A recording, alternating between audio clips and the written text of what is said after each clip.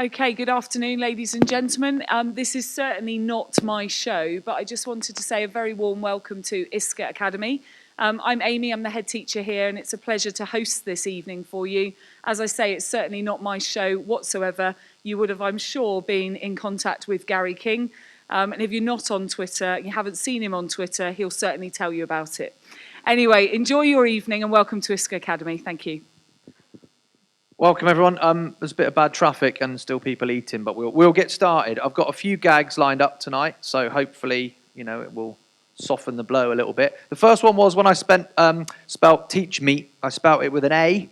Thought it was quite ironic with the cow, but then it wouldn't be vegan friendly. So, oh come on. Right, okay. So we'll move on. That's just my holding slide. It's a tough one, this, isn't it? Tough gig. Right, okay. This is what you wanted to know. Wi-Fi and password. And then we'll do the boring where you go if there's a fire and various things. So basically, pull those curtains back, open the door, and run. Run for your lives. That's the fire drill done. Lavatories are just out the door or around the corner. And there will be, by the looks of it, plenty of cake left for the short 10-minute interval later on. This is obviously a TeachMeet. If you've not been before, show of hands. Ah, excellent. So it's sort of unscripted. Anything could happen. So don't expect anything slick. And there are people watching. There's a camera back there. I know there are some colleagues in Dubai tuning in right now. So we are ISCA Academy, and we are all being broadcast around the world, which is no pressure. All right. What I'm going to do to kick things off, I think, would be quite inspirational, really, is before we invite Paul, I'm going to introduce you to Hugh, but actually he's going to introduce a young lady who's done something phenomenal, and she's going to open the evening. Hi, I'm Mr. Ogilvie, one of the English teachers here. About last July, I was asked to help out with the first inter-trust poetry slam performance event. What a mouthful that is. Anyway, it's come to this point where we had a man called Mr. King. He came to our library twice in February and early March, did performance writing and performance workshops. I asked for years 7, 8 and 9 to sign up. I got 20 students, a couple dropped out. Then it came to the point where we had heats a couple of weeks ago, and this Tuesday at St James School, one of our sister schools, we had the poetry event, and there were 20 contestants, 5 from ISCA, and 5 each from the 3 other sister schools. I won't try to remember the names because I'll forget them, no doubt. Okay, so we went there, and of our 5 contestants, one of them got through from her round. She's standing next to me now. And she got through to the final of 5. They went through their performance poetry again. And she came joint top. So there were 5 finalists from the 20. She got 95 out of 120. And then they had to go back and look at what she got for the quality of her writing, which is what you're going to hear in a moment. And she was 4 whole points ahead of the next best person. So she won the inaugural Poetry Slam. So I'm going to introduce her to you now. Her name is Bella Price. She's in year 8. Remember when you hear this, she's 12 years old. You'll be amazed.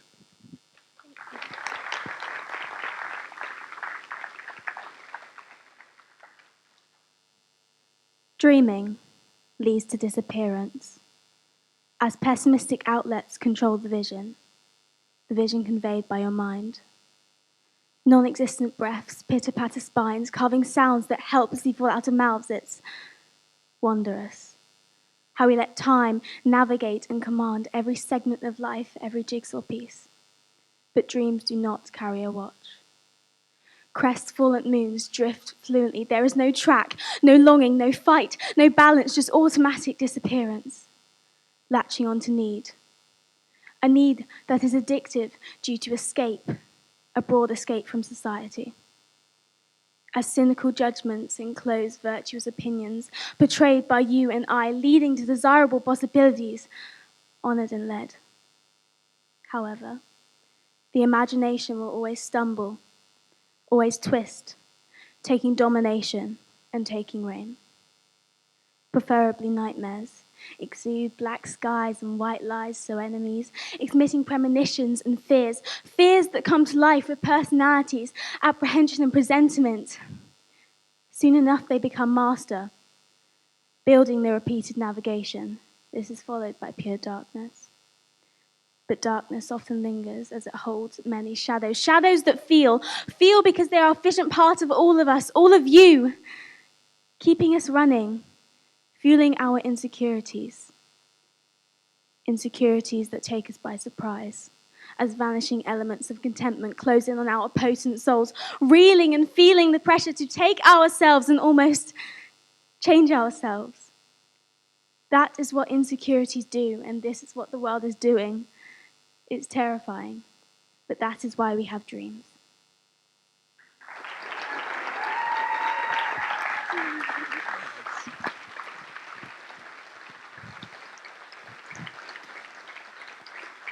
I don't know how to follow. We can't follow that. We might as well go home right now. Well done, Bella. Amazing. And that is why we do what we do, isn't it? Because of amazing people like that, young people. Okay, so let's move on to something I would say perhaps not as inspirational as that, but I don't want to play him down. Paul Moss, please take the stage.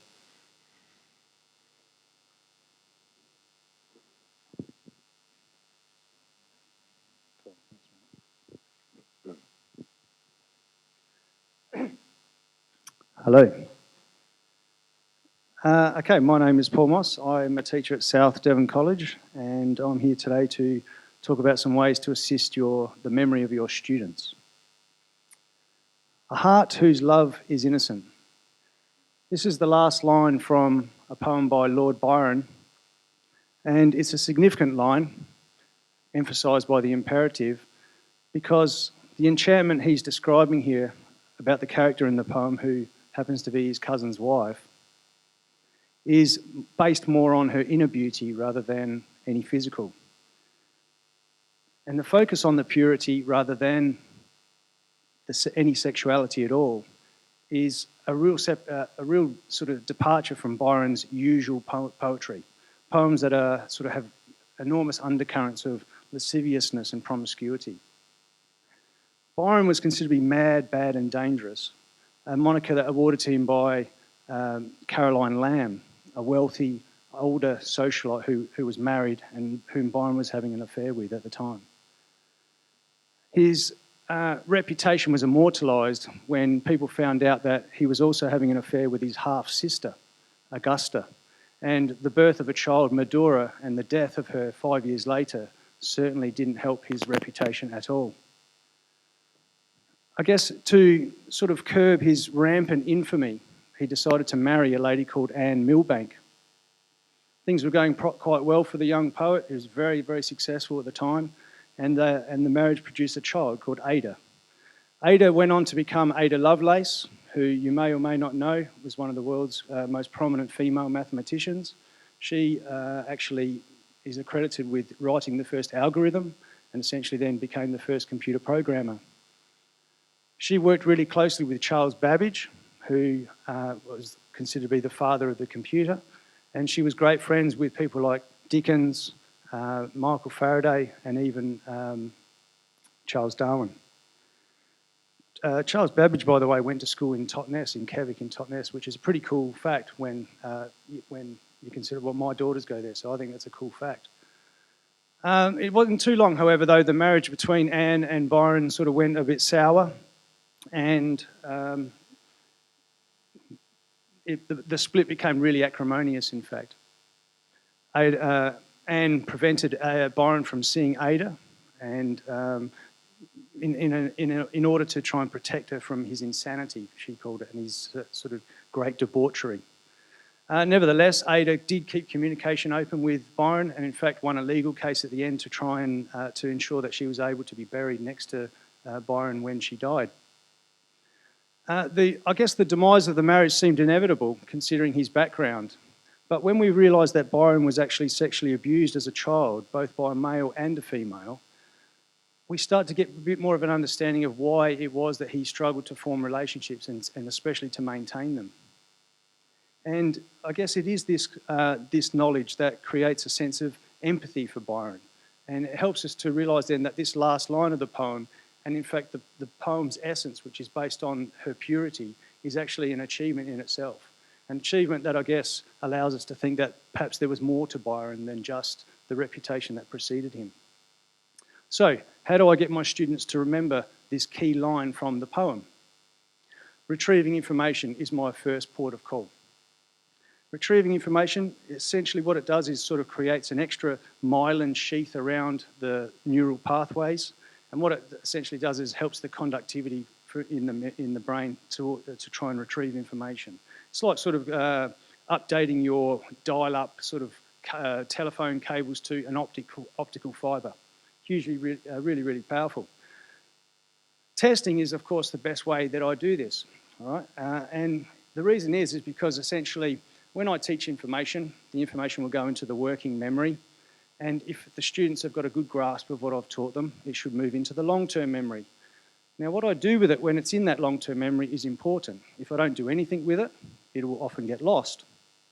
But if it's in the long-term memory and I do keep actively retrieving it back for the students, what it will do is move into the semantic memory. And the benefit of that then is that when a new piece of information comes in that we want the students to learn, they now have the other piece of information basically at their call, right? Which is why we get the students to do their times table so they can use that in new sort of problems that arise. So, there's more than one way to skin a cat though. A horrific saying actually that came from the 1800s when women used to wear furs made from cats. Instead of just this sort of direct line and this linear path to get to the information, what I can do is elaborate, and I can use elaborative retrieval to actually make it happen even more.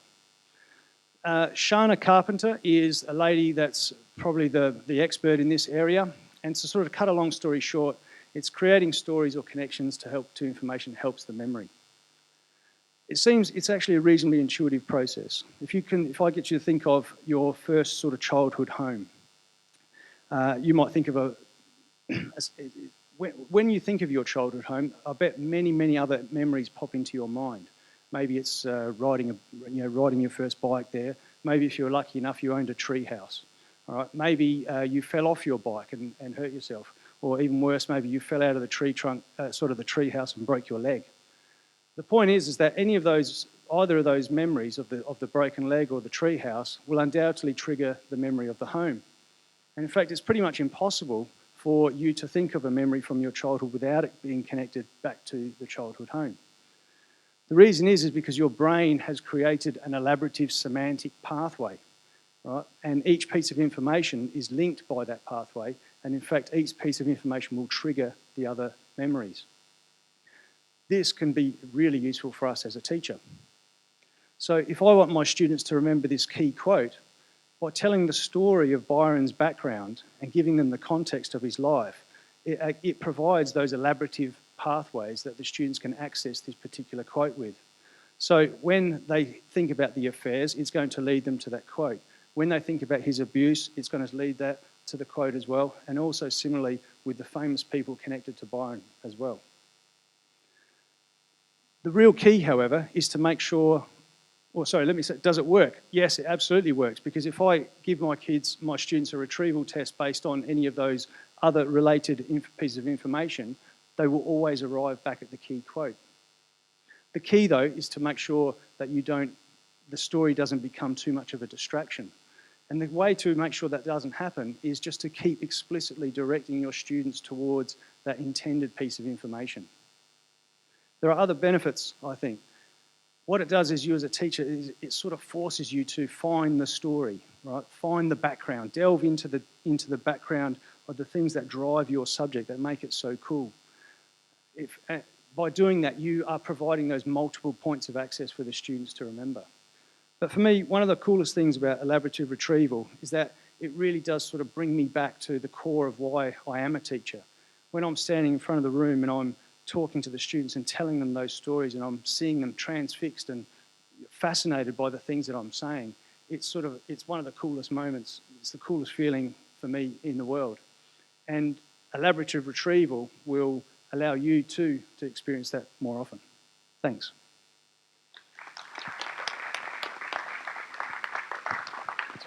Is that still on? Nice. Awesome. If you've got any questions, grab him in the break, providing he doesn't forget. Oh my God, you lot are tough tonight, I tell you. Okay, so moving on. We've got Jonathan coming up now to present a bit more about untidy bedrooms. This is going a bit bizarre tonight. Nice one. Thank you. Evening. Thank you for letting me speak here tonight. This is my first TeachMeet that I'm actually presenting at, so I'm a little nervous, and the nerves are compounded by the fact that when I signed up to this, I thought, what if what I'm doing is exactly the same as what everyone is doing already? And then not only that, thank you, not only that, Paul stands up and basically talks a little bit about what I'm talking about as well. So it's compounded the nerves that I've got at the moment, but we'll go with it nonetheless. I'm just going to put the microphone down for a second and bring something out.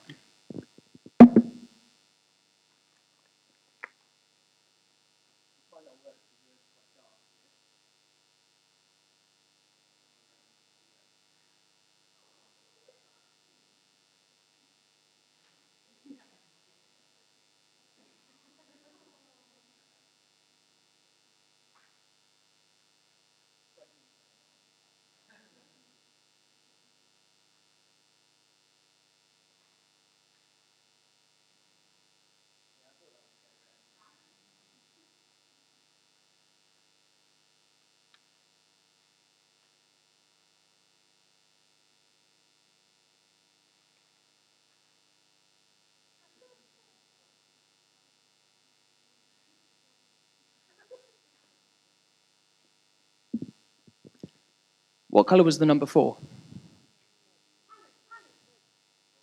Orange. The colour was pandas, yes. Now, the reason I was showing that is because I was trying to see what people would remember. I didn't tell you explicitly what to remember. Some people remembered pandas, some people remembered the colour. Did anybody remember the order of the numbers? Oh, nicely done.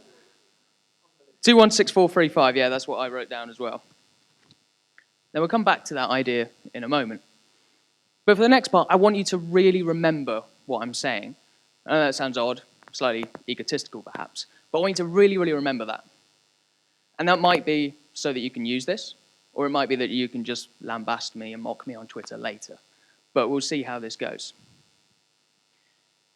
By the way, these are more to keep me on track rather than to remind me what I'm saying, because otherwise I will go off track. Now, we're probably all aware that the new GCSEs have more content than ever. Hands up if you kind of experienced that this year. I know, history, certainly we have. My year 11s are going through hell at the moment. They're in there, obviously doing their final year for GCSEs, and we've done all of medicine through time, all of Weimar and Nazi Germany, all of Anglo-Saxon and Norman England, and American West on top of that. And I'm really seeing the pressures of the amount of content that they're having to get through. And it is playing a real, real hard toll on them. Now, that aside, one of the things that I've really, really tried to work on with my students all the way since year 7 is getting their ability to write down. And not only have the GCSEs got more and more knowledge than ever before, they've also got more command verbs than ever before.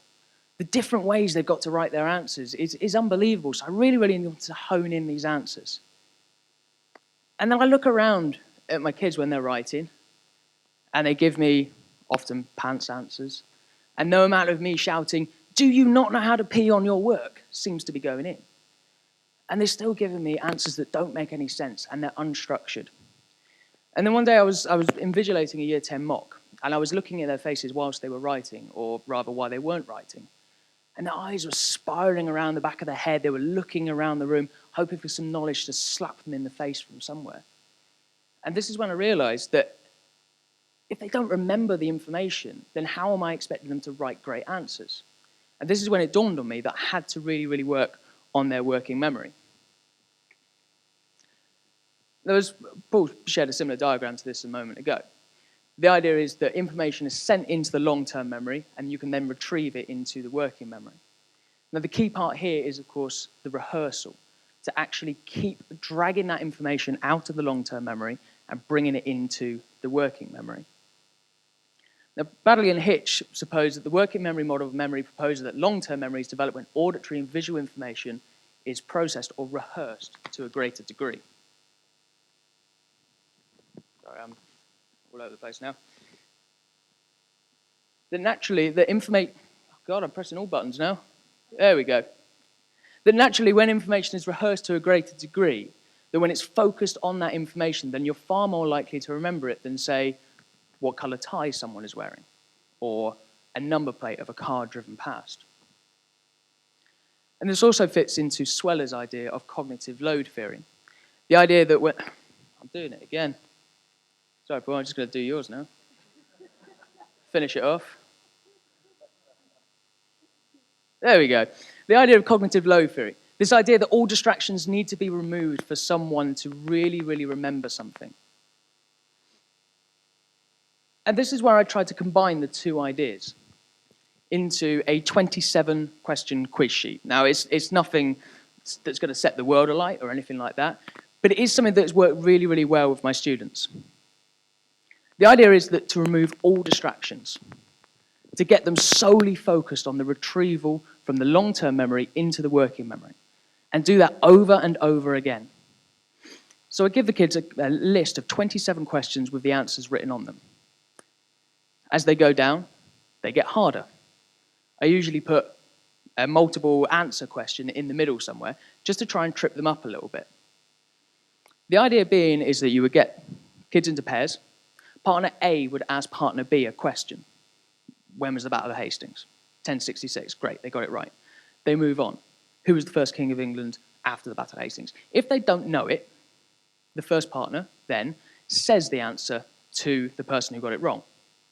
They then repeat it back. And this is where this idea of repetition and rehearsal comes into it. And the way I explain this to my kids, and this is where the messy bedroom thing comes in, is it is like a kid's probably messy bedroom. I remember when I was growing up, my mum always used to say, tidy a bedroom, I know where everything is, it's fine.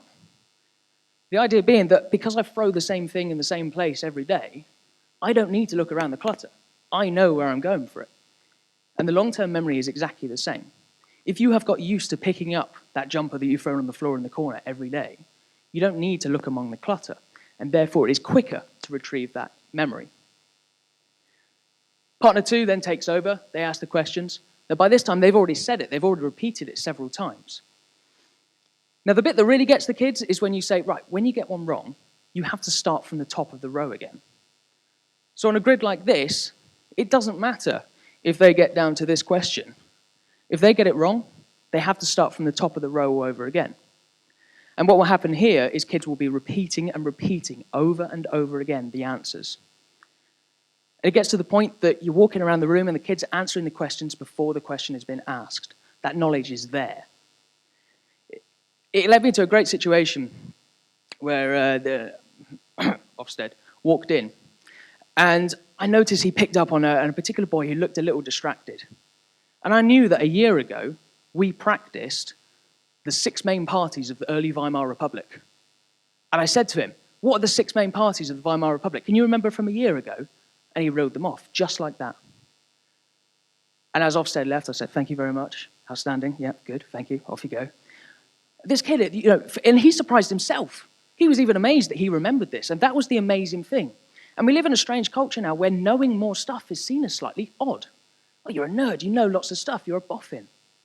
And it's strange because actually when the kids have this knowledge grid, there's an element of competition with it as well. The kids want to do better. They really, really want to know more than their partner, particularly the boys. That element of competition really, really spurs them on to know more stuff. Now, the impact of this has been huge for me. Obviously, in low-stakes testing, they know more stuff now. They're getting more and more information out.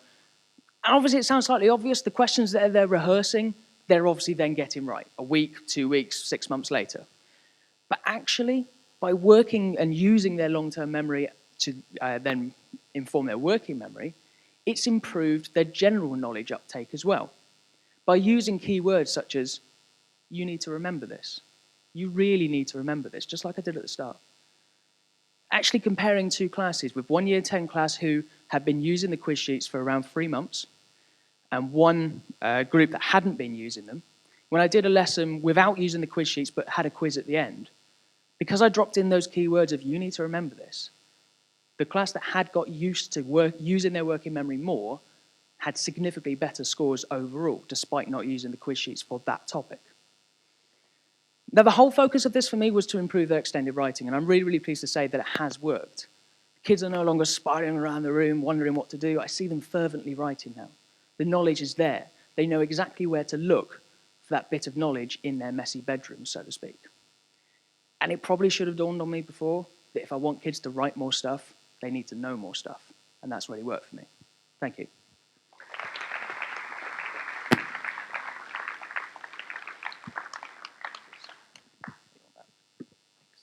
Before I introduce our next presenter, who, by the way, is a minor celebrity, shall we say, and if you're into your food, like Mr. Smith, Mr. Peggs, various people, you may know who he is. Before we do, I would just like to thank our sponsors. It's getting harder and harder to obtain sponsorship for these type of events, but we are getting there. We do have tonight two sort of like point of view cameras, which are like little mini visualizer things from iPivo. So we're going to do a couple of random things to see who would like to win one of those, and we do have some t-shirts as well. So slim pickings, but still not bad for a freebie. Okay, so I'm going to introduce Ben. He's going to talk about Classcharts, but now, am I right saying that you are UK barbecue champion or something? So he's been on Channel 4. I know. We are in the presence of greatness, so please take the stage. I'm just going to flip this across. Right. Oh, is it? No, there's not, but, never mind. Oh, we seem to have got a problem there. So, yeah, please explain, first of all, about your fame. Hey everyone, yeah, so I don't know, I don't need that. I'll have to just wing it. Got an extra long arm, go gadget arm. Yeah, so my name's Ben Forte. I'm the Director of Learning Commons at Devonport High School for Boys, or also known as one of the Channel 4's barbecue buddies from me and my friend Dan, who were on Channel 4 last year for about 12 weeks cooking in all crazy weathers on a barbecue. It wasn't a barbecue show, but we decided we'll do everything that you guys can do in a normal kitchen outside in horrific weather with this storm Katie kicking off, and it was crazy, but we went down a storm, and I'm trying to get on with the jokes now as well. But today I'm going to talk to you about Classcharts. If we have time, maybe we'll go on to brisket and pulled pork afterwards, I don't know, but we can give it a go. So I've been working at Devonport for about 4 years now. I've been a Google innovator for quite a long time, so I go around the country and I've spoke around the world about Google for education and promoting that into education and into industry as well. And I make a lot of software myself. So it's strange coming up here and talking about a product which I haven't made myself, because that's normally what I talk about. But why I'm happy to do it is because it's one of the only piece of software that I think is really, really good that I haven't made myself, and I'm a bit jealous of it sometimes, I guess. So I just want to whistle through the features of what Classcharts is. You may have already seen some of it before. You may not have, it might be all completely new, but I'll just whistle through what the features are and why I think they're so good for us at Devonport High School for Boys.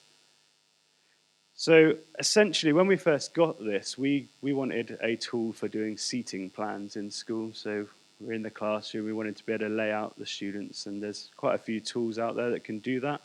But this one had a bit of a difference about it. So when you get this, the worst screenshot to show, because that's a very traditional looking classroom, but you could lay out your classroom like this room, you add all your own tables on, you drop the students into their seats where they're sitting, and you see, probably as we go through more of these slides, we might get some more zoomed in versions of these, but we've got little markers on these which are green and red, and these are based around behavior points.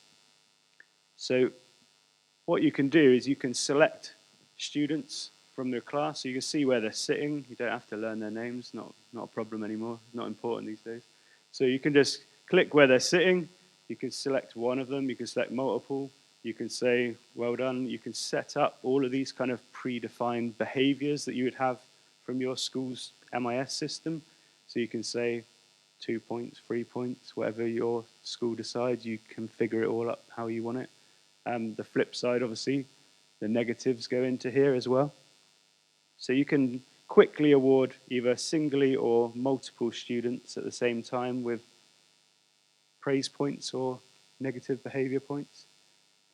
Then recently, they added the fact that you can now manage your homework in it as well. So you don't need to have a homework system and a behavior management system.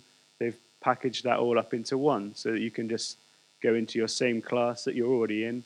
All of our teachers have this open every lesson so that they can do their positives and their negatives. They can set homework if they want to set homework through this way. Although we use another product for homework called Homeworky that I developed myself. So, yeah, this is a bit, can't see it. This kind of looks a bit like you're on your like Facebook feed or your Twitter feed, where you actually have this whole feed of, as you as a teacher, you can see your own feed, or as a leadership member, you could see the whole school's feed. And you can see what's going on, see who's getting positives, who's getting negatives. And you can also set up more advanced events in there to trigger additional things, which I'll get onto in a second.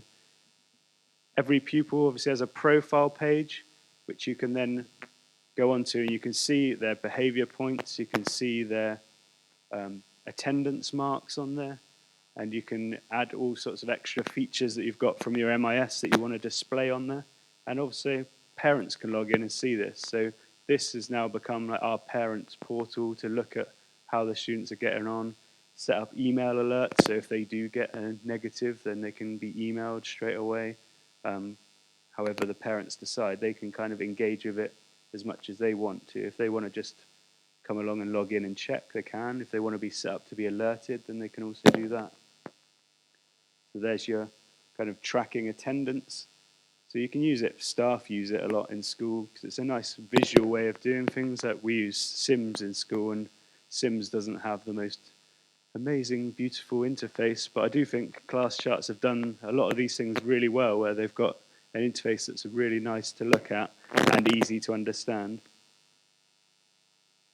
Then you get the ability to do like whole school overviews as well, so leadership can get a real good feel for how the school's doing in different behaviour areas and attendance areas as well. So this is something which I think is really, really awesome, and one of those killer features that I think is only going to keep getting better. They keep adding more and more to it, but they call it intelligence events. So you can set up things that happen to trigger other events to then happen after that. So, for example, a job that was a big job for us in our school was we do like, if you get 10 points, you get a bronze award. If you get 50 points, you get a silver award, and so on. And that was quite a heavy admin job of someone running reports and building up lists. We've now been able to set up intelligence events that just happen. So as soon as 10 points do get reached, that will trigger an email to the head of house, send them the details to it, send an email to the parents saying, well done, they've got this. Then the head of house will read out an assembly, all done automatically. No one's had to do anything whatsoever for that.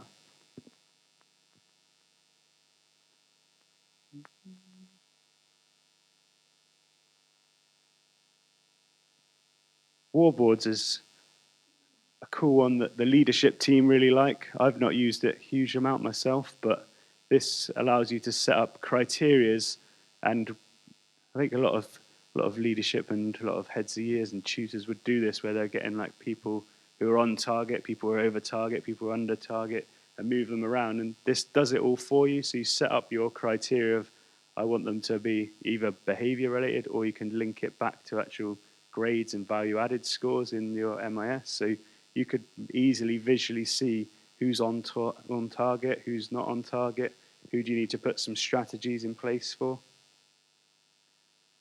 And then finally, just looking at, there's loads and loads of stuff in there, but every single thing, these are all drop-down menus, if you could see them, but these are all toggle on, off. Do you want the parents to see this? Do you want the staff to see this? So it's fully configurable to exactly how you want to use it. Like I said, when we bought it, we only wanted a like a seating plan tool. So we just literally only had that part of it turned on. But as you get more and more into it and you see how well these different bits work together, we're able to just turn on the extra features and add those in as and when we need them. So there's a quick list of the benefits that we've found ourselves having in our school. So it saves time and money. It's a very cheap system compared to a lot of other ones that are available on the market. Only having that single point of entry, not having to go to lots of different places to do different things. The parental engagement was awesome for us. That really opened up a new world of parents being able to engage a lot more actively. And it's live, so they can see it straight away. If they've got a point, by the time they're getting picked up in the car, they're already getting told off by their parents before they've even made it home. Brilliant. And reducing behaviour issues in the classroom.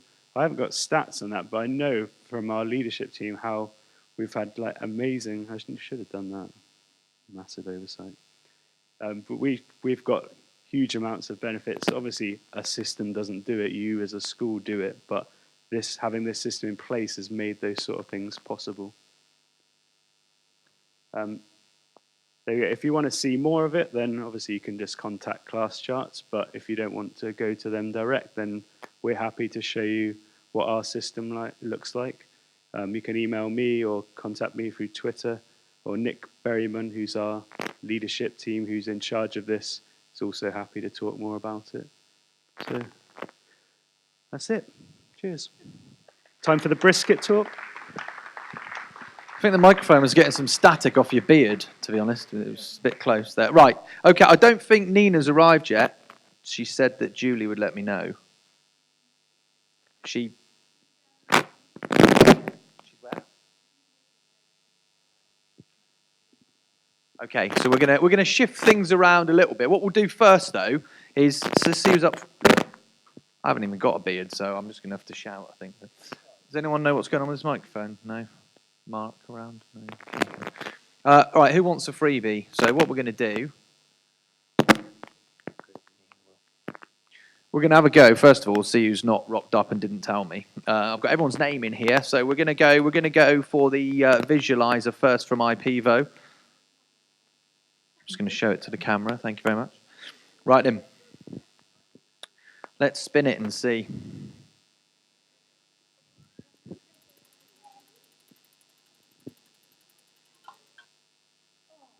Taylor here.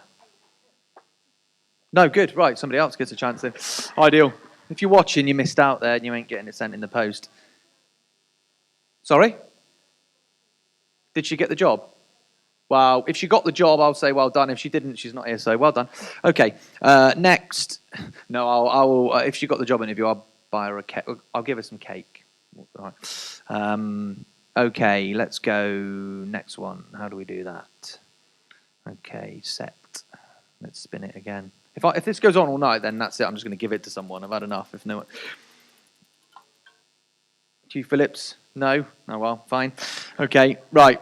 One more, right? He's off. We're getting rid of him. Right, here we go again. It's like every good lesson. Let's kill a bit of time whilst our next presenters get really nervous. No? Right. Tell you what I'm going to do. Who can get the hand up the quickest? Oi! Back. Table. Pass it back, please. Nice one. There we go. Right, job done. Okay then, right, what we're going to do now, this is what I love about this, totally unscripted and sometimes winging it, just like a good lesson. Okay, so let's go and skim through. Now, we do have some people who are very nervous. Let me give a little bit of context to this one. I'm going to skim through and get to Nina's slide that she was going to put in there, but she didn't. We have Maria, who did a fantastic presentation last year, and we have Simone, who's an NQT with us currently. And they're going to share a little story. So, ladies, take the stage, please. That's forward. Very nervous. No pressure. Thank you. Hello? Lucas in the house. Okay. Hello. Cat theme. That's Inca, my cat. My Twitter feed. If you were here last year, you'll know all about Inca. I wanted to be more like Inca. I want to be more time sat on my back like that. So assessments are a key part. We're English teachers. Marking English books can be tedious, can be very time extensive. So we just want to talk to you about a process we've been through, and hopefully it will work for you as well. So I'm Deputy Team Leader for English. In our English team, we have 2 books. We have yellow books for classroom and green books for assessment. The green books go through from year 7, year 8, year 9. So they do an assessment each term, which is a formative assessment that they do early on in a scheme of learning. So I did a book scrutiny last term, and I called for 6 books from each member of my team. And I had a look at both books. They didn't tell me a lot. I was a bit disappointed. So the green books, I felt I should have been able to see real progress. I should have been able to see the children's, what their targets were. What I saw was nice handwriting. Good work. Be more specific. You have worked hard. Good reference to text. That didn't tell me much. I didn't know what they'd been working on. I could see what they'd done, but I didn't know what the targets were. There was no success criteria. So I collated the information. It was work like this. Didn't tell me what they'd been working on that term. Didn't tell me what they were going to work on. We had big personal learning checklists, which people had started filling out, but hadn't then completed them. So I thought, oh, this just isn't working. So we need to find something that's a little bit more effective and cleaner, if you like. So, oh, that's come out really badly. So my feedback to the team was that they needed to be more useful to teachers. Whatever we were doing needed to be more useful to teachers. We needed to know what the students had been obsessed for in these books, and they needed a criteria which students are marked against and targets which students are then used to improve their work. That should be a green book. I'm colourblind. I don't know if that's a green book, but that's what the green book should have been doing, okay? My children in my classroom always point out the colours I get wrong. So the green book should have been telling us that. So if you were teaching a class in year 7, you moved the books on to the person who was going to teach them in year 8, they'd be able to pick up, have an instant flick through. Okay, I can see little Billy needs to work on analysing or spotting methods or whatever. At the moment, they weren't fit for purpose. So I went into our team meeting. I summed it up. I said, we needed targeted feedback. We need no more than 5 targets. We need success criteria so that the targets are linked to that success criteria. We need clear task instructions. There's no point in giving them a task that I can't see what you've given. What does it mean? It doesn't tell me anything. It doesn't tell the students anything. It certainly doesn't tell the teacher anything. And we need to be using improvement time. There's no marking if the students aren't improving from that marking. You're just wasting your time. So I gave what I use in my classroom. These are 2 different things. That's why I've got up to 8. So I always have steps of success, success criteria, very clear success criteria, and then I just, what went well, even better if. And then they improve based on the even better ifs. So they then do the purple pen task based on the even better if. So it should be very clear. However, I still wasn't really convinced this was working. So we had a discussion at team meeting. It's only as good if the students stuck in the bit of paper that's got the numbers on, that the next teacher can pick it up and see what's happened. So we had a lot of debate in our team, and Simone and I had a lot of debate in our NQT meetings. So Simone now carries the story on.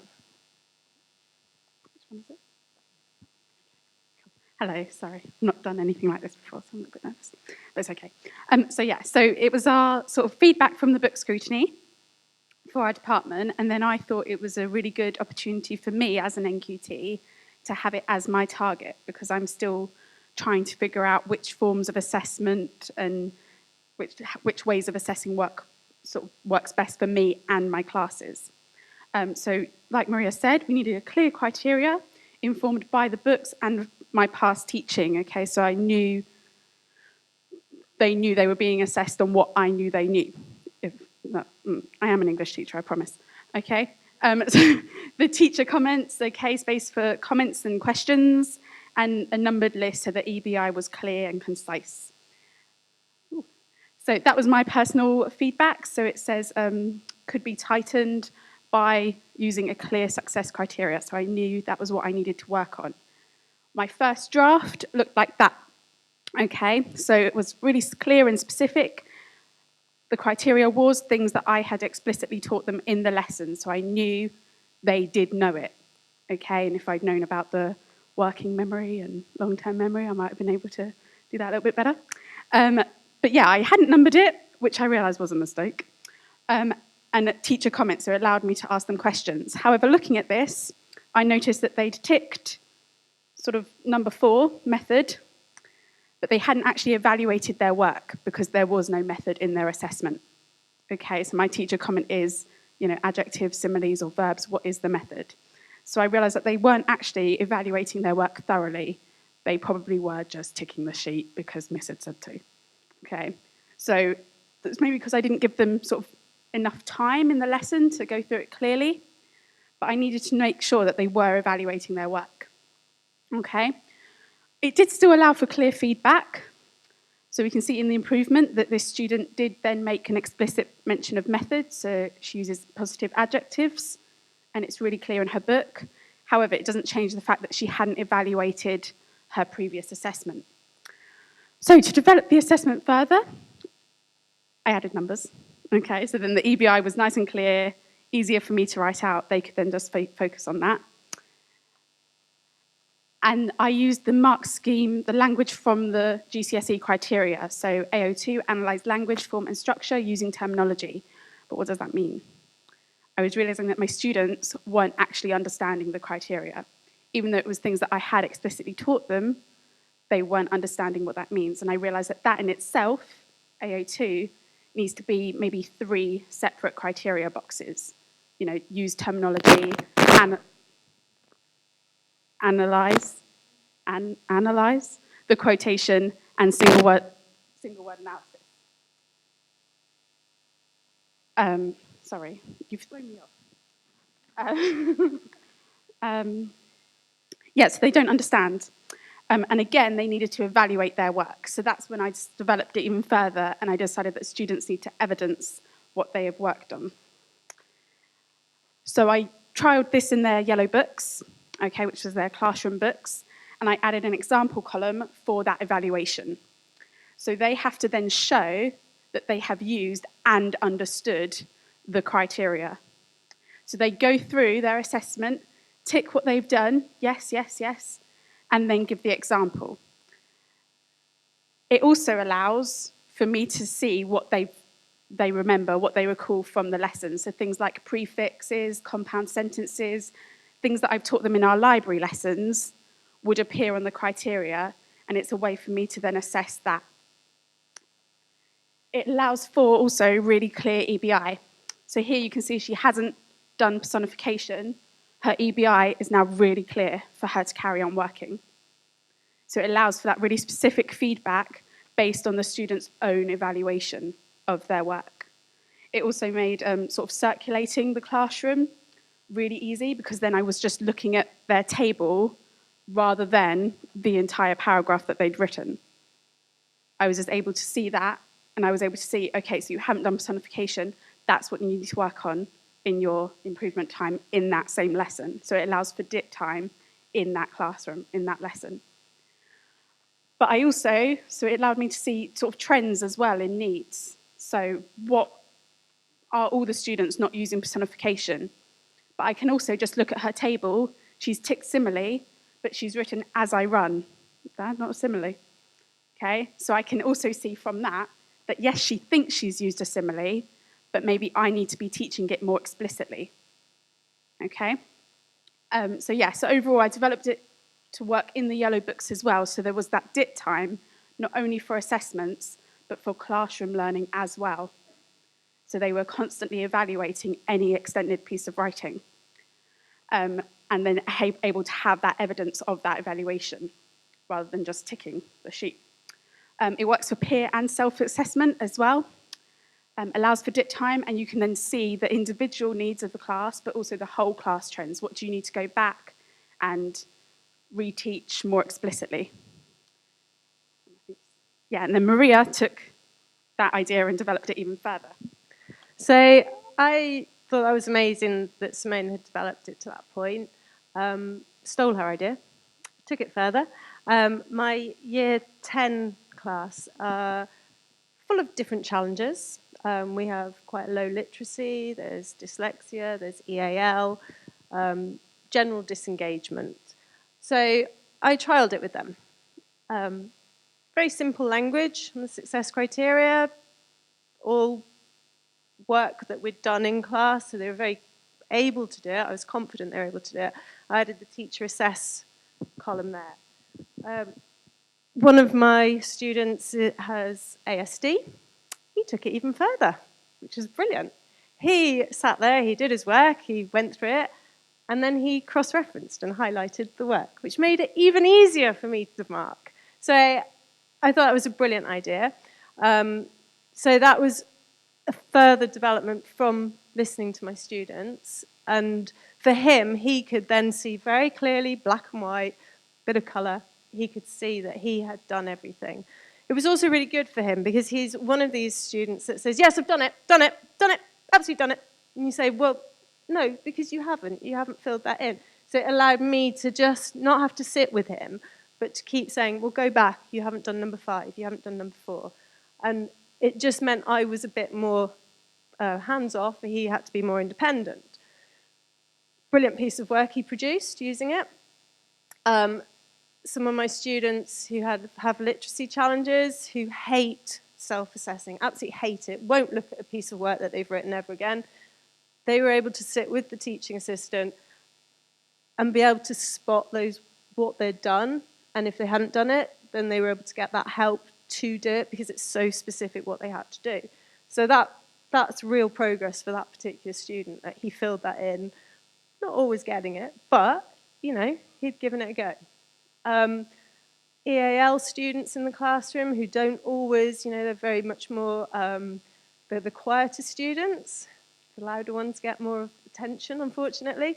They were able to just work their way through. They also, all of my students have a book, which is word mats.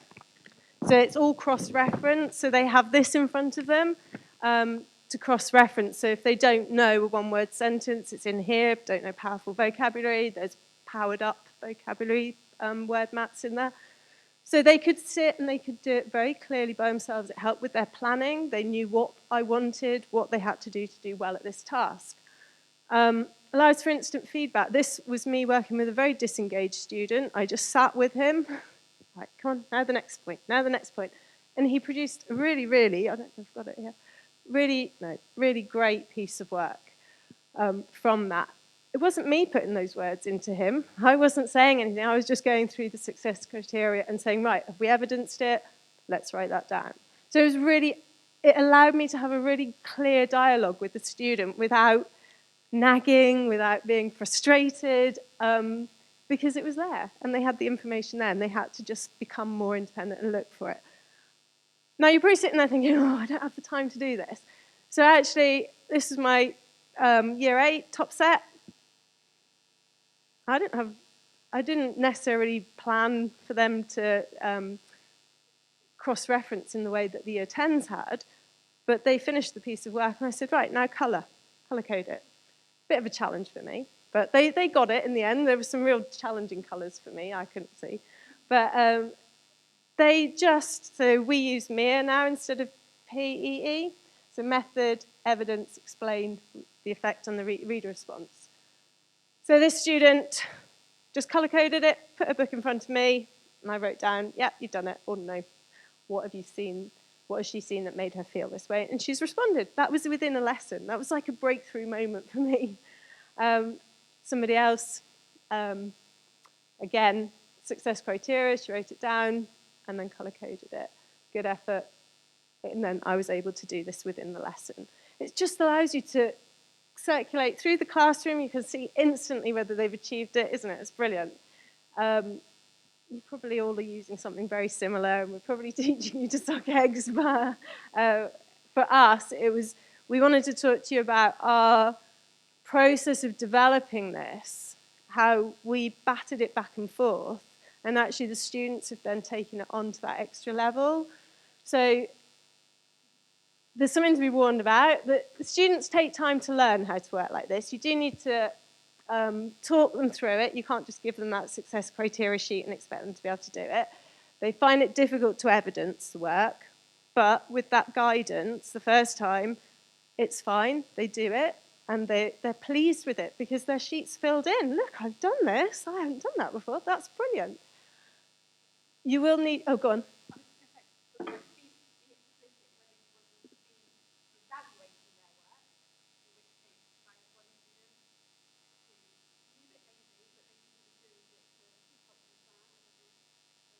Oh, yeah, that's...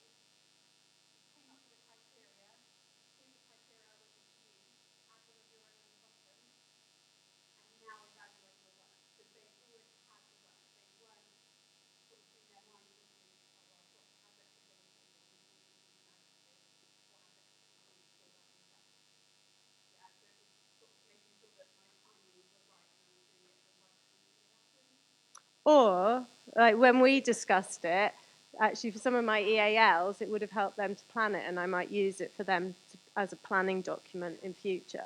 So it was really interesting, again, just that discussion allowed us to see different ways of how to work this. You will need to insist they complete the form. So, like the lad with the literacy challenge, not doing it. Okay, well, you are going to do it, and you'll get help to do it. And actually, that proved positive experience for him. You need to set time in the lesson for students to complete the sheet. Don't leave it till the end when they've done the work and then go, oh, and by the way, here it is. Yeah. So, yeah. Yeah, so it's whether you decide to use it as to help them plan or at the end as an evaluation, but you've got to give them that time. And then the time to improve. That's the really critical bit. So what we want you to take home is listen to your NQT. They do have really good ideas. And you can work together in developing, bouncing back and forth. And if you've got that really solid relationship, wonderful things can happen, and listening to the students as well. Share your ideas with everybody. Keep developing the work. Don't think, oh, that's the final product. I still don't think ours is final, but it's working for us at the moment, and who knows, something else might happen tomorrow. Keep it simple. Please, please, please keep it simple. Don't make long pieces of text. Students aren't going to read it. Just keep it simple, keep it relevant to them, and try and give them the documents, the word maps, or whatever that's going to help them become more independent. I think that's us done. Thank you very much. Awesome. We will take a comfort break in no particular order. Cake, toilet, drink, mix it up however you'd like. 5 minutes, I reckon, so there's plenty of food. So stay, chat, network, knock yourself out on some decent cake.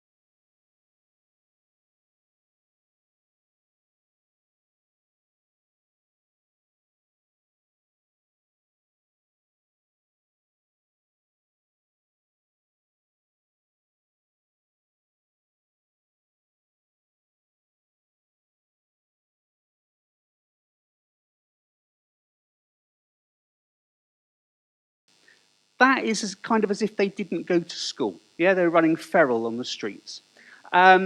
Anything from 0.18 to 0.4 is just kind of what happens at a normal school with normal teachers and normal children, and for a year's worth of education, they make a year's progress. Yeah, what, sort of standard educational fare. And the hinge point for Hattie is at 0.4, because there you go into the zone of desired effect. So these are things that, if you do them, children will make more than a year's progress for a year's input. For example, feedback, whatever colour you do it in, has an impact of about 0.73. Okay?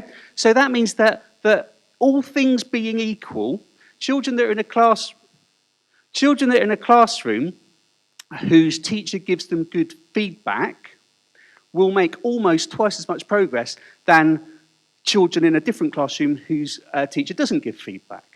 Okay? Which is why all your senior leadership teams are going nuts for this, and getting to feedback in all sorts of different colour pens, because the evidence suggests it has such high impacts. Now, I could talk for hours about Hattie's work. He's produced various graphs like this. If you Google Hattie visible learning impact, you can find this in a readable version. But basically, it's a league table of things that have impact and strategies we could use. So we've got things like feedback, pupil-teacher relationships up this end, and then we've got things like depression, students moving from school to school down this end. And if you haven't looked at Hattie's work, I really, really recommend you do, because when you may have to make decisions about, shall I spend hours marking homework, which is sort of around here somewhere, destroying the relationships with children in my class by giving them detentions for not having homework, or do I just not nag them about homework, build the pupil relationships, which is up this end? Do I do that instead? And so it should inform our choices as teachers as to what we do. Okay, but that's something else to talk about. I don't want to focus on that too much at the moment. So I can see what you're all thinking. You're thinking, God, John, this is amazing. You mean that we can actually look at the impact of what we do on children and get a number and compare it to something else that we do with children and compare the impact they have, and then we can do more of the thing that has a really good impact. Wouldn't you love to be able to work out the impact that you have on children? Okay, you wouldn't. No, that's fine. I'll leave it there. Well, in case you just are too tired to nod, then you can. John Hattie himself told me the equation to working out the impact that you will have. Well, I say he told me personally. I was at the conference when he mentioned it, but it's sort of personal to me. And here it is. Here it is. Good. So, what you need to do, first of all, is you need to have test number one, the pre-test. So when you're teaching a new sequence of work, or a new scheme of work, or a new whatever it is, a new unit, then, not sort of the first lesson, go, right, here's a test. Introduce them to the key words and maybe give them an overview. But then give them a test which tests the key things that you intend them to learn by the end of the unit. Now, this might be the exam paper, or it might be 20 multiple choice questions. Or if you want to go really soft on this, you could just say, how much do you think you know on a scale of 1 to 10? But give them some kind of test of their knowledge before you teach it. Now, depending on your child's academic history, they might have done lots and lots of high-stake tests. And they might really flip out at this and go, how can I do this test? I'm going to do really badly. You haven't taught me anything. And you need to coach them through that. And you need to explain why you're doing it is because you'll just want to judge what you're doing as a teacher and the impact it has. But the more that pupils do it and the more that you as a practitioner do it, the lower stakes they realise it is, and they realise it's not about them, it's really about you. Okay? For I'm a history teacher, and I've used a lot of the Pearson's Key Stage 3 materials, baseline testing materials there, which combine multiple choice questions with more extended writing. But it can be anything. Just think, what do I want to learn by the end of whatever it is, the 10 weeks you're going to teach them, or the 2 weeks you're going to teach them, and give them a test on it before you've actually taught it to them. And it'll uncover those pupils that know it all already, Yeah, so you can work out what you're going to do with them.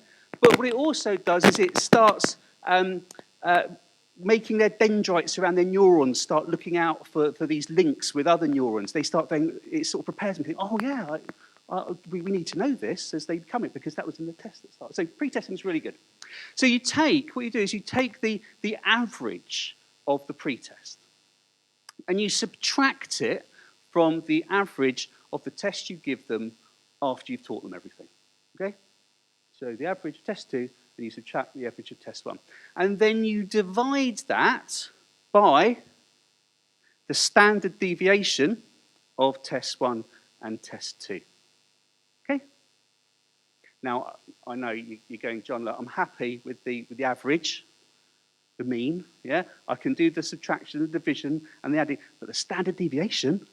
So this is a statistical thing which sort of takes the edges off the data and cuts down the extremes so that you can compare things in a more similar fashion. Okay? And if you're thinking, well, I don't know how to work out the standard deviation, it's okay, because this is how you work out the standard deviation. Okay? Now, a couple of years ago, when I was doing staff training at school, and I actually had the staff, you know, I was doing a bit of a stress on numeracy as well, and I had the staff working out the standard deviation of their kids' test 1 and test 2 results. I had an English teacher.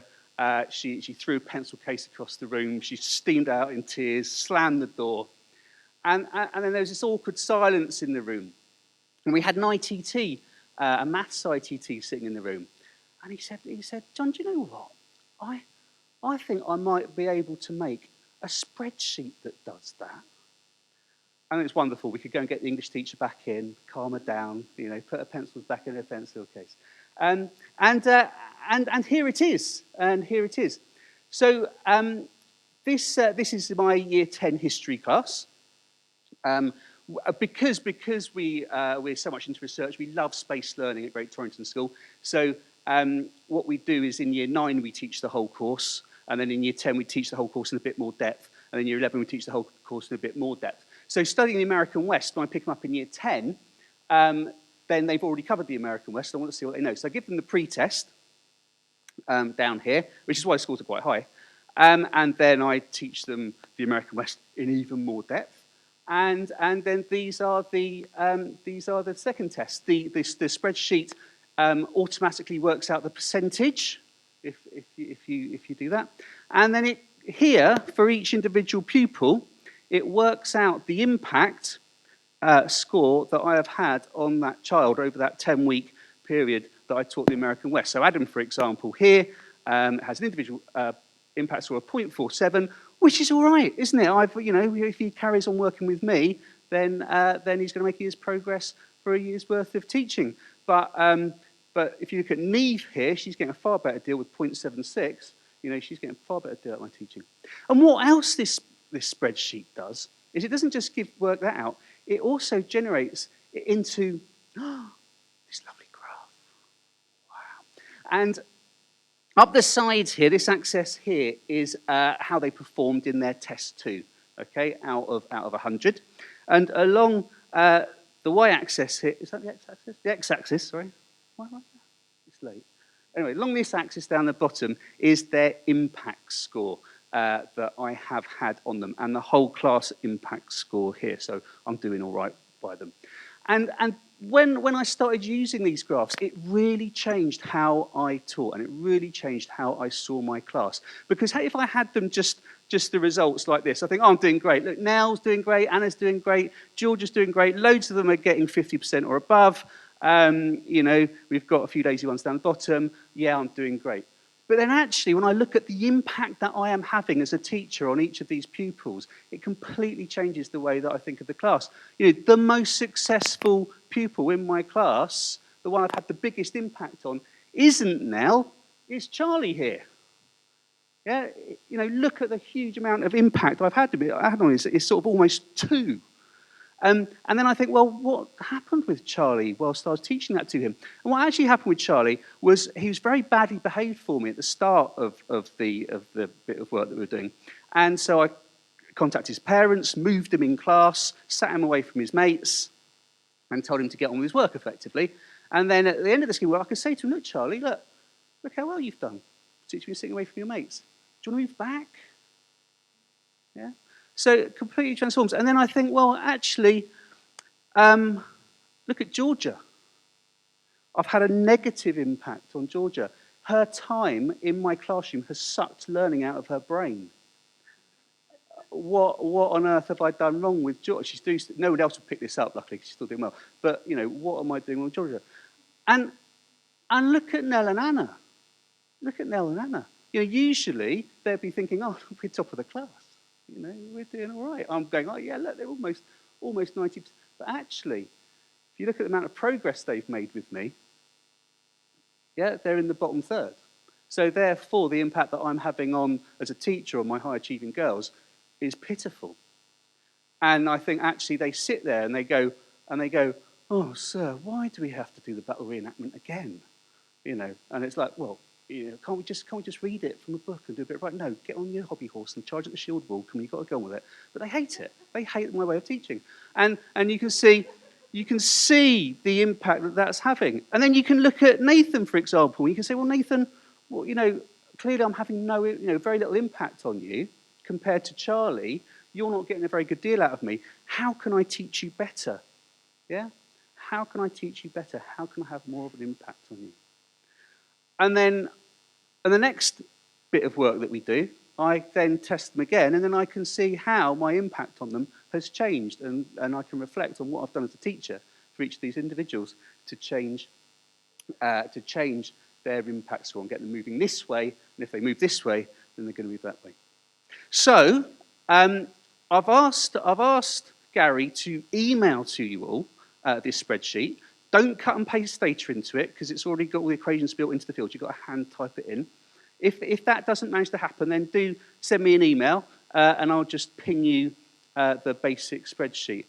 But just a couple of words. This is for you to analyse your teaching. All right. This isn't something which you give to your people in your department and say, right, I'm going to see how much impact you've got and use it as a one of those Q&A measures. This is just for you. And also, I show it to my pupils. I also use it as parents' evening. I black out all the names, but I use it as parents' evenings to show to parents, how much progress they're making. But you use it for children to say, look, why aren't I teaching you well? Why aren't I having an impact on you? Yeah, don't use it to say, look, you're not making much progress with me. What are you doing wrong? Because this is measuring your impact as a teacher. Thank you very much.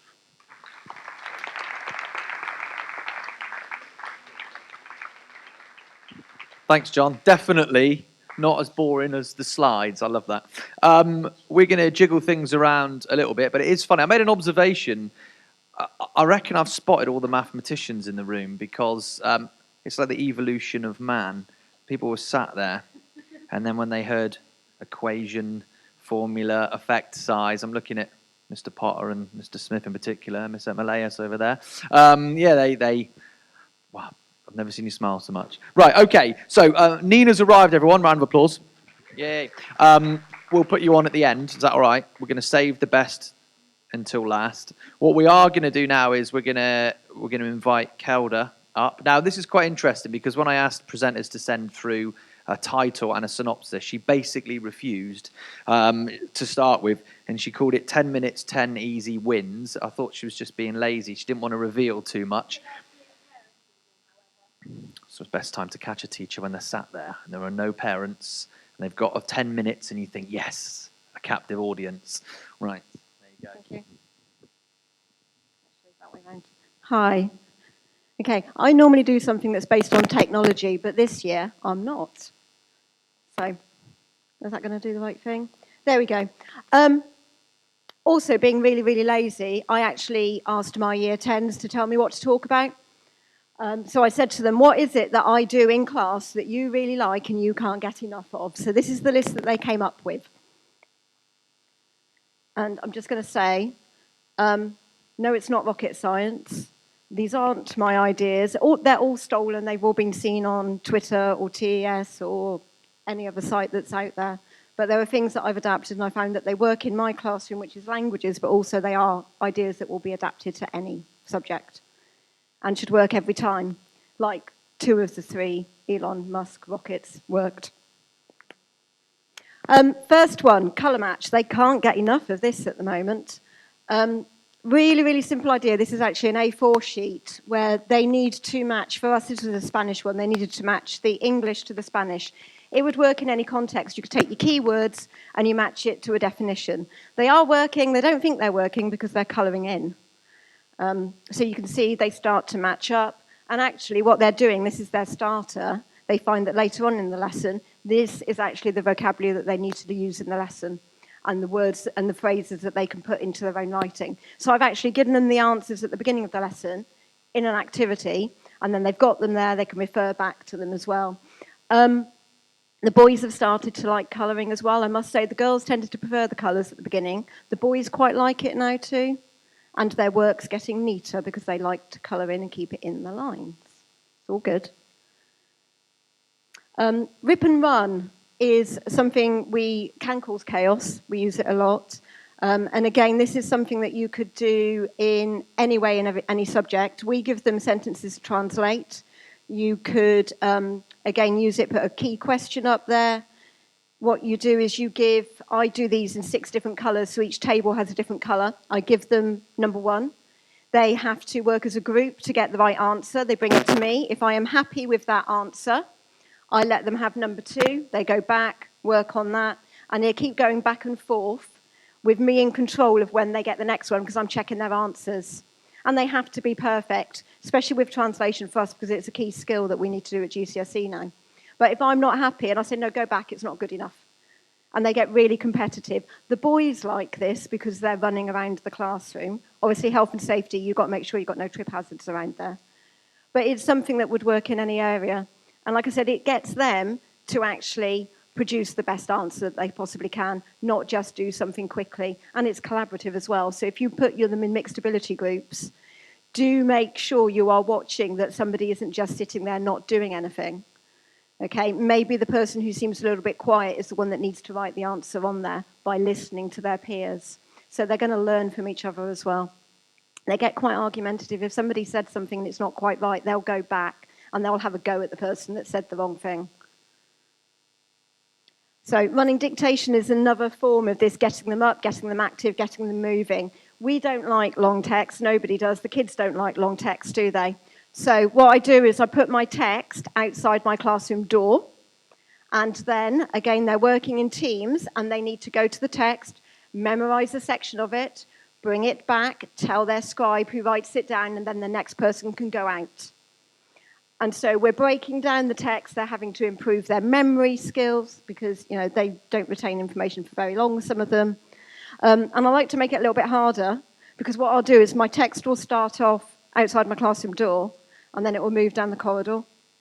And they'll go out of the room and they'll see that it's moved. And then it will go a little bit further down the corridor. And it actually normally ends up in the atrium. I get shouted at because they're like, but how can we remember that information for that long? And I'm saying, but actually you're going to have to remember that information for a lot longer when you do your exams because you're going to have to remember stuff that you learnt months ago or years ago. So actually I'm helping your memory by doing this as well. When they've got the whole text back, what we do is we tend to then ask questions. So if they've got the right information, they can answer the questions. Quiz trade. This is something that I saw at a TeachMeet a couple of years ago, actually, being used really, really well by the history department. Again, I've done this for translation, but it can be the question and answer. So everybody gets a card when they come into the room. They need to read the top bit of their card. In this case, for us, it's a sentence in French. The partner has to listen to them. So again, it's improving their listening skills. They need to translate it. They then read what's on the top of their card. Their partner needs to translate it. They swap cards and they move on to somebody else. And then they do the same thing again. So if you're using this with questions and answers in science or geography, and you've got your key question with your answer, you're giving them the answers, but that's fine because they're testing somebody else. They ask that key question, that question that they're going to be asked in the exams. They're getting somebody else to retrieve that answer. And then because they're swapping cards and doing it again, they're embedding that information as well. So, and again, because I use this with key phrases, I know I'm going to use the key phrases that I'm going to use in the rest of the lesson too. And again, these are all the ones they say they like doing, because they don't feel that this is work. This was stolen from the science department in school. Okay, again, not my idea. The kids really love these, though, because I did say to them, we like our end of unit maps. So what I do is at the beginning of a unit of work, I give them the list of what I'm going to be teaching them. So they have their rag sheets, and they can say whether they're secure in using that stuff. So they're assessing their progress over the course. And then I teach them everything that's on that list. I assess it, but what I do is I make sure, so my list would have said, right, in this unit, I'm going to teach you about the present tense of regular verbs. I'm going to teach you about radical changing verbs. When we get to the end of the unit, I give them a whole lesson and some coloured pens, which you'll see in a minute, to fill these in. Now, the point of this is, if I've taught everything I've said I'm going to teach them, they should be able to fill this in from their books. Sometimes I've missed something. So that's actually down to my teaching, and I need to rectify that. But sometimes they can't fill it in because they were away on a lesson. And because I'm doing this before the assessment, actually it gives me a chance to say, okay, so whilst everybody's working quietly on filling this in, I've got a bit of time when I can sit down with that child that missed something and go through it with them. Or if they're saying, I still don't get this, it's that time to reflect. They help each other with this quite a lot. So down here, I've always got 4 key questions that have come up. And then these are all the grammatical structures and the vocabulary that we've done.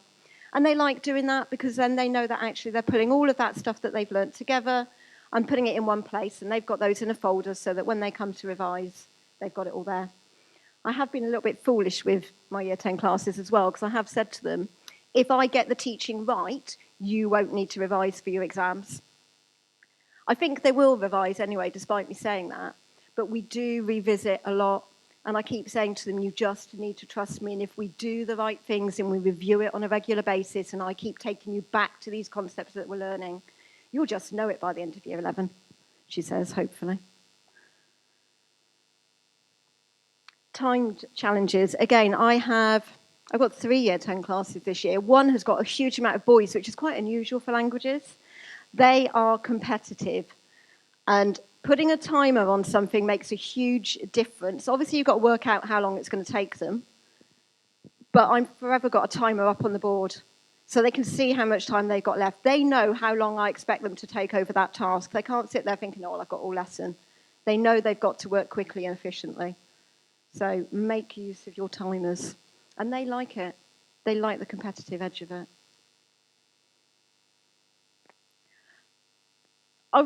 It took me a while to realise what they were saying when I said to them, what do you like? And they said, we like it when you put the answers around the room. I'm thinking, what have I done? What have I done that's done that? All I do is I'll give them a worksheet with questions on it, and I do put cards up with answers around the room.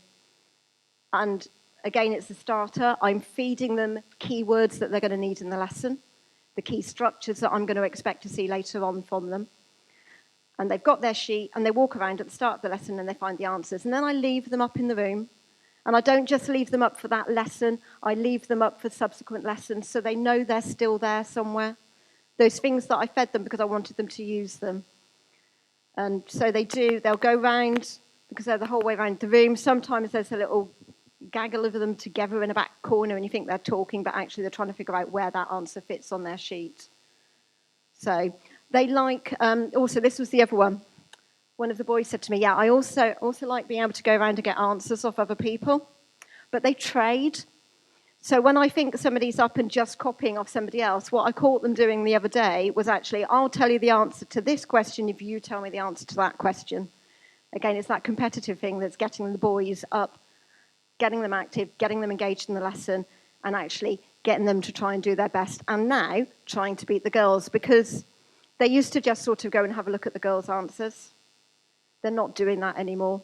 What they're doing is they're working out for themselves and refusing to share. So I quite like that. They can't get enough puzzles, doesn't matter what it is. Do make a bank of them. Make sure you do them on card. If your budget goes to laminating, do that as well. Tarsiers, some people really cannot do. You're going to have to accept this. Sometimes I can't do them. I look at them. But again, it's just another way of working. It's something for your kinesthetic learners. They like to move things around the table. They also like those puzzles left there throughout the lesson, so again, they can go back to it because you're giving them information that they need. So they like to have those there because then they say, oh, actually, I want to write this. I know it's on one of those cards somewhere that we were shuffling around earlier.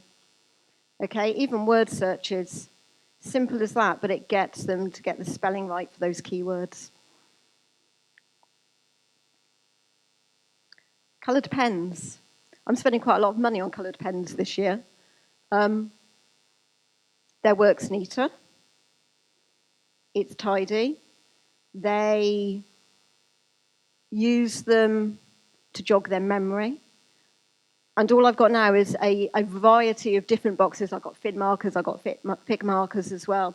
And they like using them, and I don't know why it's taken off so much this year. I don't think I've ever known classes that need coloured pens so much, but there was, when I said, what do I need to say? They say every teacher needs a load of coloured pens that they can use. So we use them for marking out different time frames that they're using in their writing. They use them for their improvements.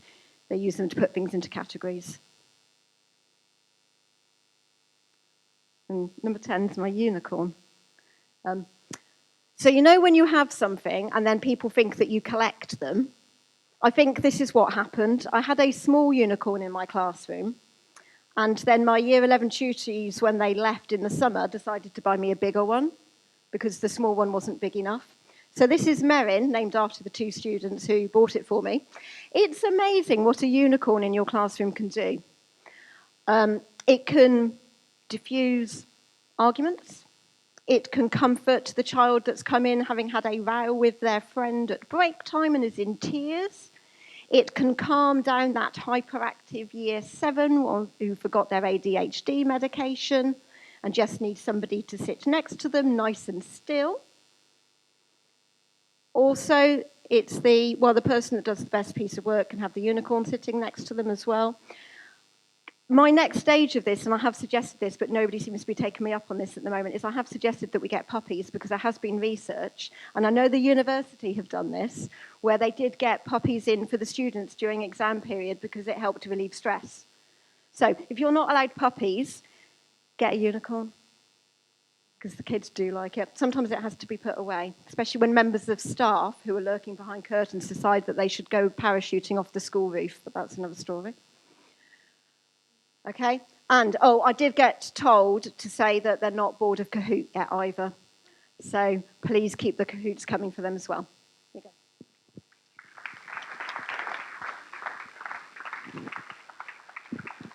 go. We're just going to kill a bit of time while Nina gets sorted. Unfortunately, Jen couldn't make it, so Nina is definitely the last person to present. If you are on Twitter at all and you see a tweet from Amjad asking if my dress sense is appalling, I would say it's not. It's a bit of an in-joke going on at the moment. Stick it in. Mark, the technical expert, can you help, please? Thanks. We will do a Wheel of Fortune at the end again to see who's not here and see if there's one person lucky enough to win the final visualizer thing, point of view camera.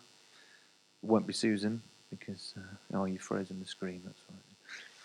Okay, what else can we do for a minute while Nina's getting sorted? I must say, Nina organises a cracking TeachMeet. Really, really good one. If you're ever in Plymouth or that area around revision, what time of the year is it normally? Normally the Thursday before February half term, if you see it. Okay, all right, okay. It's always really good, so get down there if you can. Is this it? Are we sorted? Fantastic. I'm so sorry that I've sort of parachuted in today, but we've been on the way back from Bristol and they've literally dropped me off at the services and then the minibus has continued on. But I'm just wanted to talk to you today a bit about presentation. This is like the most simple thing ever. Some of you might have had me banging on about this in Plymouth as well, but just the most simple thing, going back to basics, and something that we've really put as a focus this year within our department. Languages as well. We love our coloured pens and languages. But this was one of the tweets that I saw started off me thinking about what do we actually mean about presentation and where is your line with presentation. I kind of love a bit, there is that thing when you see that kid with the board pen and it's like, yeah, come on, I think we need to move on from there. But yeah, the way that presentation and really putting that emphasis back on presentation has totally changed some of the learning that's going on, has been something that's been transformational. So it is about presentation for learning. And why are we doing it? Within our school, one of our key priorities is about, from our plan is to think about how we're going to get them to be showing pride in their presentation. Something that we've been also thinking about myself is I think when I go to conferences, how do I present my notes? How do I like to see notes presented? I do like to take really nice notes. I do like to look at sketch notes and think about how those are being presented. It helps us to think about the way that we present our work as adults helps us to be able to make that leap to change what we're doing into long-term learning and really to be able to focus on it. Also, something that I saw when went to seeing Mark enter talking about having that ethic of excellence and all the expect excellence things. So it's those two things, thinking about this is a core priority for the school. It helps me to organise my thinking when I really present my work and present my notes properly, and just having that culture of excellence. So we've in our school, as I'm sure in many schools, have got the famous Ethic of Excellence board somewhere around your school. And we've changed that as well and just put that focus back onto the presentation and presentation for learning, which I'll go on to talk about. One of the major things is about, if you look at some students' books, they've got notes all over the place, bits all over the place, and it's how we're going to really reduce that cognitive load of what we're doing, make sure we're not doing all the fluffy stuff, but really making sure that the way they're working and what they're doing in their books is really focused on them being able to use their work as a revision tool. So, this is beautiful handwriting. In fact, it has been judged to be the most beautiful handwriting in the world. And it is, isn't it? Can you imagine? But it isn't just about that, because learning essentially is messy. The way that we learn is messy. So I can think of particularly one student whose book is beautifully presented, but if I try to ask her some questions about what her learning is, what she's been doing, it's not there. So it's not a proxy for learning, but sometimes you can use improving presentation can improve the learning that's going on. Because also learning is invisible, so sometimes you can't see it in your books, despite what Ofsted might want to come in and see. Sometimes it's not in the books, sometimes it's in the conversations, it's not there. But I do think that if you just be careful not to think that it is style over substance, and it's not presentation just for presentation's sake, but it genuinely is presentation for learning, then that will make a difference. And the big thing that we came up against was thinking about, when we did a sort of an audit of our books, is looking at boys' presentation, and one of my team, Nikki's here, presentation of boys' books against girls' books, and it was really telling, that difference in the presentation, as I'm sure we all know. And so we have been really trying to, raising the presentation for all students, making sure that that presentation for particularly some of our boys has upped, and that's really helped them to reflect on their learning. So, top presentation for learning, 5 top tips. We have presentation prizes that are focused not just on them being beautiful, but on being genuinely presentation for learning and for the most improved presentations. So it's not just the same kid with the pastel highlighters that gets it every time. There are those ones that have really made an improvement in their presentation. We make a big fuss about it. We share that praise. We have those best ideas of those books displayed, emails sent to parents to say about them taking their pride in their presentation. It's modelled by us, and we talk about it explicitly. We've got a new thing we're talking about with having their PB, their personal best. So they talk about where they've got their best piece of work. They display that. We're using the students, so it's not on the teachers, it's down to the students' responsibilities to decide what's the best presented piece of work that week. And we take a photocopy of those books, and we build it up so there's a true model of what is the best work that is going on in our department. We have really clear defined, we love our non-negotiables, really clear defined non-negotiables about how work should be presented. And the key thing is this is not something that is more onerous on staff. This is something that we are having led by the students, so the students are leading it. It's built into the routine, so it's less for us to do, but actually the payoff for us is that it's much easier for us to process, and we can see the difference in their learning. These are some of my students, my year 11s, who did not want to be seen. So they had their little prizes, so some of the things they did. Some of my year 8s, they were super happy. Chocolate is always an important part of this, healthy school and all that. But also it's about thinking about these non-negotiables. I don't know if any of you have seen these, about having these stickers on the front of the books. This isn't one that I use, but these are a few examples around. Just about taking the pride I've done, taught for many years and done it and really focused on presentation for many years, but putting that emphasis back this year has really been a massive change in the book, in the pride that students are taking in their works. So our non-negotiables, hole punch books, invest in a really heavy-duty hole puncher and have a really nice tutor group that will do it all for you. Front of book stickers, they've got to have those, so the standard things. Contents page on the first page for all student books, making sure they can reflect on their learning and know where everything is. Numbered pages, underlined, all of those sort of simple things. For us, it's they have their target language in one colour, English in another colour. And the most important one for me, because it is not just about that beautiful handwriting, that beautiful book, show your thinking in your presentation. And they will get graded on showing their thinking in the way that when they're working. So, here's my tutor team, my tutor group that go and hole punch all of our books for us. The students do their contents page. They're genuinely using their book as a revision guide as they're going through. Apologies. A few people in the room will know this student. I won't name her, but she's a particularly challenging student. She suddenly transformed from losing her book every time it went home to coming back when she was in detention and asking for a book so she could go through and reflect on what she'd been doing. It was transformational because she'd have this phone call home if she was presenting her work well. Actually, it was more than that. She was thinking and reflecting and going back over her work. This is a student's work from year 10, and we weren't really focused on it towards the end of last year. This is the same student now when we started to put that focus. So it was a tangible difference between where she was and what she's doing now. Not a big jump, but it was just so much better presented and really was showing her thinking and what she was doing. These are some examples of some other a presentation for learning, so that they were really focusing on what they were doing. These are a couple of lads that they've really upped their game. It's not always the most beautiful, but it's really showing their thinking and what they're doing.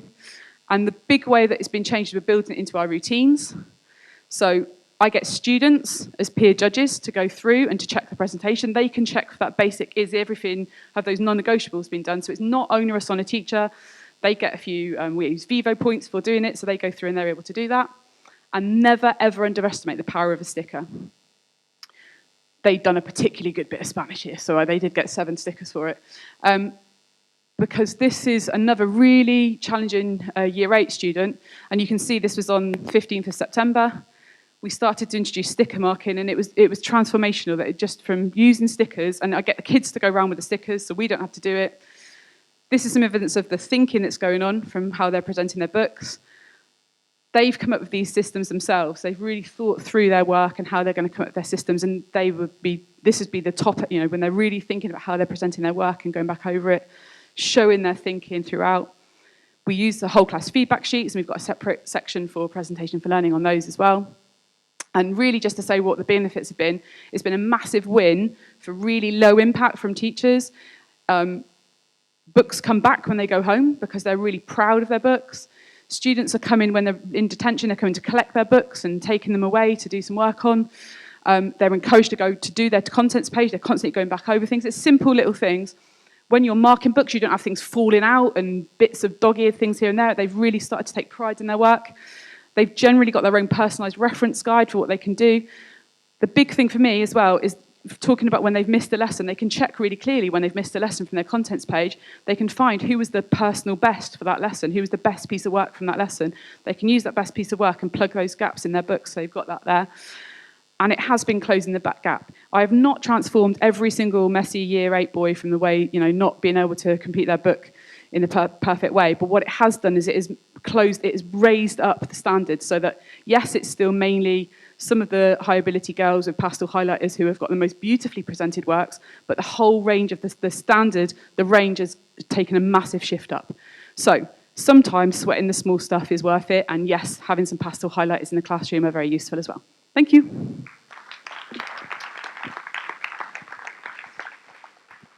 Definitely worth the wait. Right. Okay. What we're going to do is let's see who's up for a freebie before we all depart. If this will work. Let's see. Okay. Let's remove Susan because she wasn't here earlier on. Right, okay. Let's get rid of the gap there. Get rid of Kelda. No, we won't. Okay, here we go. I'm going to do it 3 times, just to see.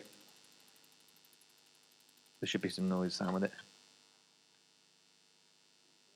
Obviously, she's not here, or she's very sort of unappreciative of winning. Okay, next. Okay, let's go. Got this. Come on. Here we are. Tell you what, honestly. Right, this is it. Here we go. That awkward moment. 3rd time lucky.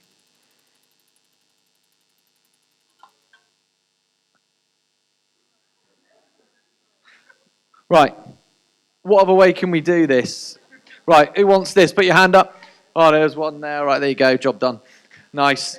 Finished. Okay, it's been. I've really enjoyed it, and there's been some fantastic ideas and concepts shared. I think we're going to look at the date change for next year. So potentially we used to do it in end of June, beginning of July. So I think that might be perhaps more appropriate for people. We've gained time, etc. But thank you everyone for coming along. I hope it's been useful. We were trending in the top 5, talked about things on Twitter tonight as well in the UK, which was interesting. Lots of people watching, and there was someone in Dubai. I asked them to send us a picture, but I don't think they have, of them sat. Wouldn't be sunny, would it? So probably not. Okay, have a lovely night, everyone, and thank you for coming along. Thanks.